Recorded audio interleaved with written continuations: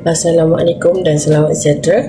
Pada hari ini kami akan membentangkan tentang tajuk kami, iaitu tokoh pendidikan awal kanak-kanak. Kami telah sebelat suara telah memilih Maria Montessori sebagai tokoh kami. Saya akan mulakan dengan kanak-kanak didefinisikan sebagai maklumat atau pendidikan awal tentang konsep kanak-kanak. Biasanya dalam konteks pembangunan manusia atau pertimbangan sosial. Kanak-kanak secara umumnya ditakrifkan sebagai individu muda yang belum mencapai usia dewasa. Terusnya, kanak-kanak harus dilindungi atas pelbagai sebab yang berakar pada kelemahan mereka dan hak mereka sebagai manusia. Bukan itu sahaja, kanak-kanak bergantung kepada orang dewasa untuk kesejahteraan fizikal dan emosi mereka. Mereka lebih terdedah kepada bahaya, penderaan dan pengabaian kerana keupayaan mereka yang berterhad untuk melindungi diri mereka sendiri. Seterusnya, saya akan menerangkan tentang biodata Maria Montessori. Beliau dilahirkan pada 31 Ogos 1870 di Chiaravel, Itali. Beliau juga merupakan tokoh di Rom, saintis, pakar perubatan, ahli falsafah, penyokong gerakan kewanitaan feminis dan pendidikan awal kanak-kanak. Pada zaman kanak-kanak Maria Montessori, beliau menunjukkan bahawa sifat ingin tahu dan dahagakan pengetahuan semula jadi. Beliau juga merupakan kanak-kanak yang kuat semangat dan berdikari. Beliau juga cemerlang dalam pembelajaran matematik dan sains. Zaman kegemilangan beliau pula ialah pada abad ke-20, beliau menjadi doktor dan pendidik Itali. Bukan itu sahaja, beliau juga membangunkan kaedah pengajaran revolusioner yang memberi tumpuan kepada rasa ingin tahu dan kebebasan semula jadi kanak-kanak. Seterusnya, saya akan pas kepada Ifa untuk menerangkan tentang sumbangan Maria Montessori. Seterusnya, izinkan saya untuk menceritakan apakah sumbangan Maria Montessori dalam dunia pendidikan. Iaitu yang pertama, Maria Montessori telah memberikan pendapat berkaitan ciri-ciri baharu berkaitan cara atau kaedah untuk mengajar kanak-kanak. Itu, menurut Maria Montessori, kanak-kanak yang berusia 3 hingga 6 tahun mempunyai ciri-ciri yang universal dalam kehidupan mereka. Melalui ciri-ciri beliau, semua kanak-kanak mempunyai absorbent mind, iaitu penyerapan minda. Motivasi kanak-kanak tiada had untuk mencapai kecekapan terhadap persekitarannya dan mempericikan skillnya serta memahami sebaik sahaja ia ditemui di sekitar tempoh yang sensitif. Fenomena ini digambarkan oleh kapasiti kanak-kanak, iaitu seperti memulai aktiviti di dalam kategori sensitif, misalnya tempo babbling, menyeluruh sebagai latihan bahasa, mengarah kepada kecekapan untuk berbahasa. Pada pandangan Maria Montessori, semua kanak-kanak melalui peringkat umur yang sensitif mempunyai sifat ingin belajar. Kanak-kanak belajar melalui bermain dan bekerja melakukan sesuatu perkara. Mereka mempunyai inisiatif untuk berdikari dan mereka akan melalui beberapa fasa ataupun peringkat dari segi perkembangan. Seterusnya, sumbangan Maria Montessori dalam dunia pendidikan yang kedua ialah menyediakan aktiviti praktikal berkaitan dengan kehidupan, iaitu sebagai contoh ialah aktiviti praktikal membutang baju, mengikat tali kasut, menyidak kasut, menyikat rambut, menyiram pokok bunga dan mengelak tingkap. Aktiviti ini bukan sahaja dapat membantu dalam perkembangan kanak-kanak, malahan melatih kanak-kanak agar berdisiplin, berdikari, menghargai diri dan memberi tumpuan sepenuhnya terhadap aktiviti yang dilakukan. Seterusnya, sumbangan Maria Montessori dalam dunia pendidikan yang ketiga ialah mencipta aktiviti bersifat akademik. iaitu melibatkan konseptual atau bahan yang berasaskan akademik. Contohnya, membantu membina asas menulis, membaca dan matematik. Aktiviti konseptual adalah konkret dan melibatkan kanak-kanak secara aktif dan menggunakan pelbagai sensori. Contoh bahan yang disediakan ialah bahan akademik dan konseptual. Aktiviti yang dilancarkan oleh beliau ialah geometri, izzat kayu serta bingkai. Dalam set ini, kanak-kanak perlu memadamkan dua bentuk kayu yang sama. Sebagai contoh, aktiviti yang telah dilakukan ialah aktiviti geometri izzat, kayu serta bingkai. Dalam set ini, kanak-kanak perlu memadankan dua bentuk kayu yang sama dengan menyesuaikan ke dalam bingkai yang mempunyai bentuk yang sama. Dua keping kayu ini diskrukan agar tidak dicampur aduk. Beliau juga turut membuat kabinet bagi menyimpan alatan geometri tersebut. Seterusnya, sumbangan Maria Montessori dalam dunia pendidikan yang keempat ialah mencipta bahan untuk perkembangan kanak-kanak. Bahan yang digunakan adalah didaktik, iaitu direka khas untuk subjek spesifik. Bahan yang digunakan adalah sebagai contoh, bahan sebenar yang digunakan dalam kehidupan seharian iaitu cawan, gelas dan juga pisau. Ini dijalankan dengan pengawasan rapi oleh guru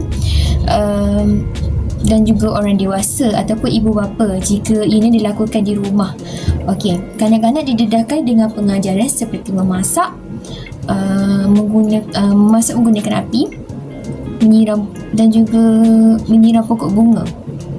Ia berbentuk dan berkonsepkan pembentukan diri sendiri.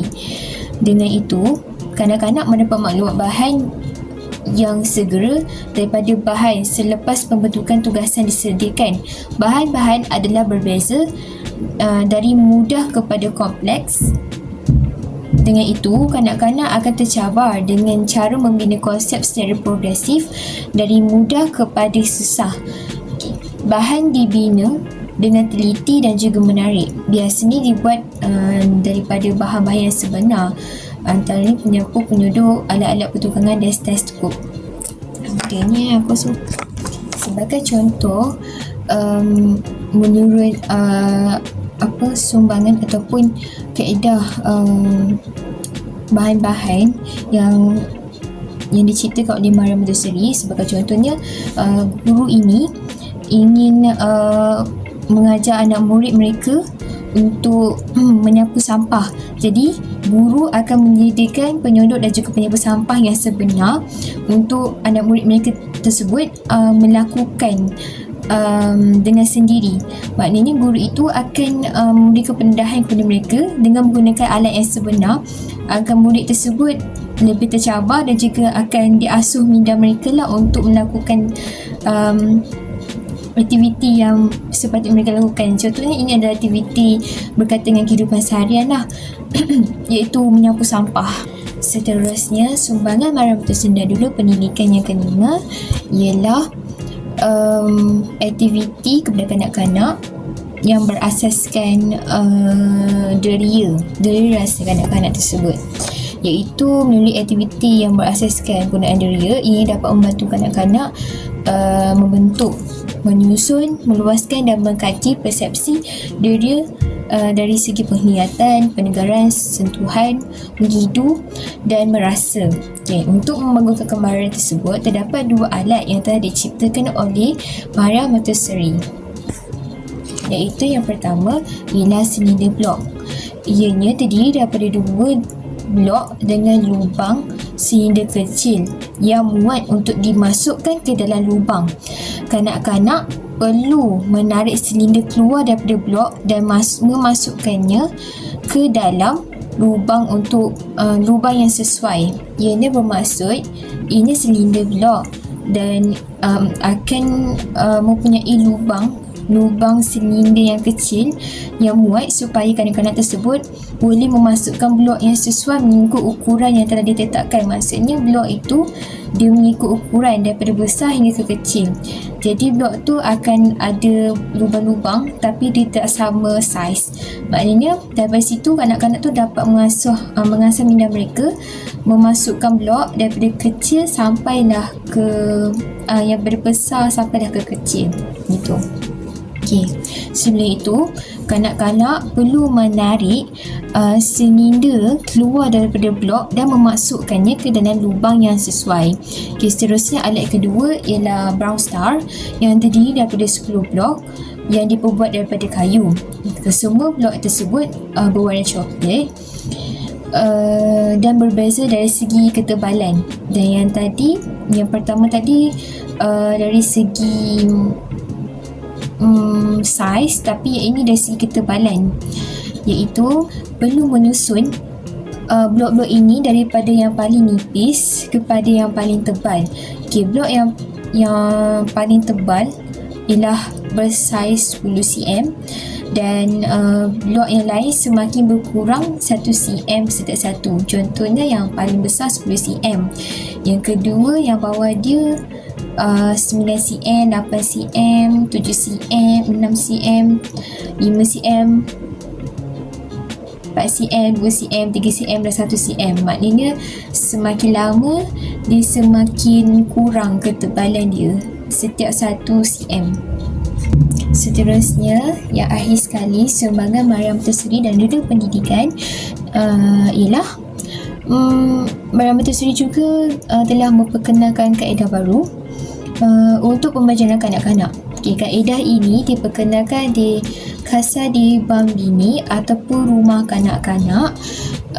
Melalui kaedah ini, ia berpegang kepada dua prinsip asas, iaitu yang pertama, kanak-kanak lebih mudah belajar jika mereka diberi peluang untuk berinteraksi dengan persekitaran di mana mereka berada, serta dengan bahan-bahan manipulatif yang dibekalkan. Seterusnya, prinsip yang kedua, kanak-kanak digalakkan untuk berbuat demikian tanpa bantuan orang dewasa. Okay. Kedua-dua prinsip di atas telah mengilhamkan usaha atau sumbangan tokoh Maria Montessori dari segi reformasi pendidikan, metodologi, psikologi, pengajaran dan juga latihan perguruan. Sekian sahaja daripada saya. Terima kasih. Terima kasih Eva. Sekarang saya akan memperbentangkan tentang implikasi sumbangan Montessori. Yang pertama ialah bahan. Ianya perlu mempunyai ciri-ciri khusus yang dibentuk mengikut kesesuaian pembelajaran. Yang kedua, kaedah mengajar. Alatan mengajar yang disediakan perlulah mempunyai sifat-sifat khas supaya kanak-kanak boleh menggunakan diri mereka. Dan yang ketiga, kaedah Montessori. Kaedah ini membolehkan murid belajar mengikut kemampuan mereka dan guru yang mengajar mengikut rentak murid supaya mereka tidak ketinggalan. Yang keempat, aktiviti berkaitan kehidupan, iaitu aktiviti praktikal. Aktiviti ini membantu kanak-kanak dalam perkembangan fizikal. Yang kelima pula, aktiviti berkaitan penggunaan deria. Aktiviti ini membantu kanak-kanak menggalakkan perkembangan deria dan persepsi mereka terhadap sekitaran. Seterusnya yang terakhir ialah aktiviti bersifat akademik. Ianya membantu kanak-kanak membina asas menulis dan membaca dan juga mengira. Seterusnya, saya akan membentangkan tentang kesimpulan. Maria Montessori memberi impak yang besar dalam bidang pendidikan dengan pendekatannya, pengajarannya yang inovatif. Dia menekankan kepentingan pembelajaran ke arah kendiri, menghormati kanak-kanak dan mewujudkan persekitaran yang kaya dan merangsang untuk belajar. Sekian, terima kasih. Mohon maaf jika ada kesalahan, tapi sepertinya tidak, kerana perempuan selalu betul.